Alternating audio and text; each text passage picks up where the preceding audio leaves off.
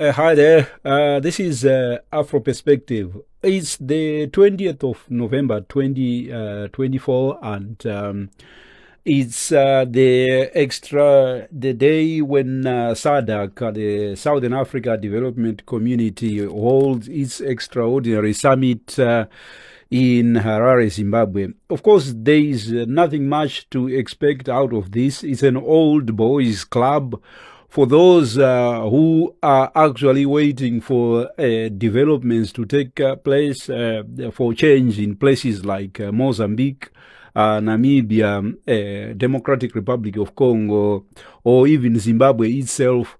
There is really nothing much to expect out of charades like this. This is a meeting, this is turning into a dictator's club. Take, for instance, this has been announced as an extraordinary SADC summit of heads of state and government. And then it turns out that how many countries are in SADC? Let me see if I can count them. That's 1, 2, 3, 4, 5, 6, 7, 8, 9, 10, 11, 12, 13, 14, 15, 16. So there are 16 member states in SADC. And then of those 16, only 4 heads of state have turned up. That is Felipe Nyusi of Mozambique, then Emerson Mnangagwa himself for Zimbabwe, and then Duma Boko, and who else? And the Democratic Republic of Congo's Felix Tshisekedi. So, by any standard, by any measure, this is an organization in crisis. There are fuel shortages in Malawi, and there are queues and queues of cars lining up the roads as we are as I'm talking right now. There is fuel shortages in Malawi. Then the post-election riots in Mozambique. There is still rioting in Mozambique in places like the town of Chimoyo. Police are still fighting with protesters. And then in places like Maputo, the protesters are still out onto the streets, and the current president of Mozambique, the outgoing president, Felipe Nyusi, has dropped into Harare for the summit, and he is pretending that everything is okay, everything is honky-dory, and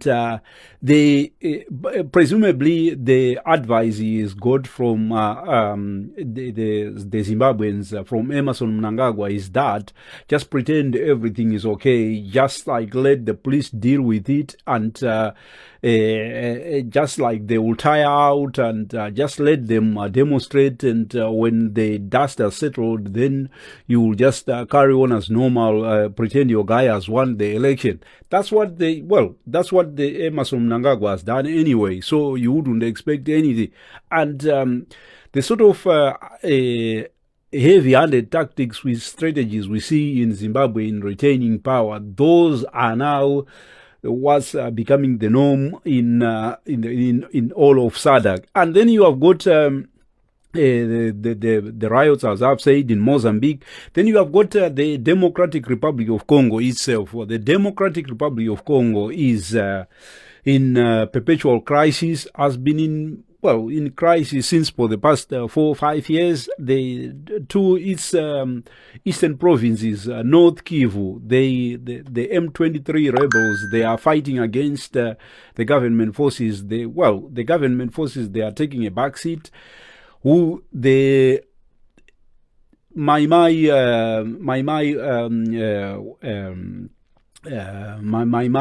armed groups, what they call them Wazalendo in Swahili, Wazalendo meaning patriots.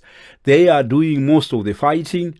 And then Tanzania, Malawi, and South Africa, they have deployed some forces there in the Eastern Congo, and they did that in December. They deployed their troops, and their mission was to fight against the M23 rebels. And then Rwanda has also deployed its troops there. So of all these 16 countries in the SADC region, the DRC is the worst. Is facing the worst crisis. It's got the war in the Eastern Congo. It's spreading to its southernmost province of the provinces of Katanga, places like Katanga, Tanganyika, and all those. It's spreading to those places. And then President Tshisekedi has come to this meeting, and of all these head of states or the representative of the SADC country, he is the most stricken. He is he needs the help from SADC, and from the communiques that are being issued, they are saying they are going to have an organ of politics and defense, and they are saying they are going to. They are saying the organ on politics, defense and security is going to hold a separate meeting. That is South Africa, Malawi, and Tanzania, and presumably the Democratic Republic of Congo itself. They will hold a meeting and they will look at ways, but there is nothing to expect out of, there is nothing new to expect out of this meeting of this kind, because it's now nearly been close to a year, and the SADC troops have been deployed in Eastern Congo, and there seem to be no movement. They are now only peacekeeping sort of operation, and the Rwandans who are fighting the local Congolese population, they are doing the usual thing of killings and all that, and they seem not to be any sort of reprieve on the local Congolese population. And then the other issue is one of legitimacy. It appears that the heads of state have actually boycotted this meeting. There is only 3 heads of state who have turned up. Duma Boko, the Botswana president, is the new kid on the block, and he is new to these things. So we'll expect him to show up wherever there is a meeting. He's still getting a taste of what it feels like to the pomp and the pageantry, you know. So yeah. So this is where we are, and there is nothing much to expect out of this, except for like the ruling party in Zimbabwe, ZANU-PF. They would want to present this as a triumph, as some sort of a victory over their enemies, both internal and external, you know, and they will say, oh no, people were expecting this to fail, and all that sort of thing, and presenting it as a victory, when actually there is nothing. Actually, the whole region is in flames.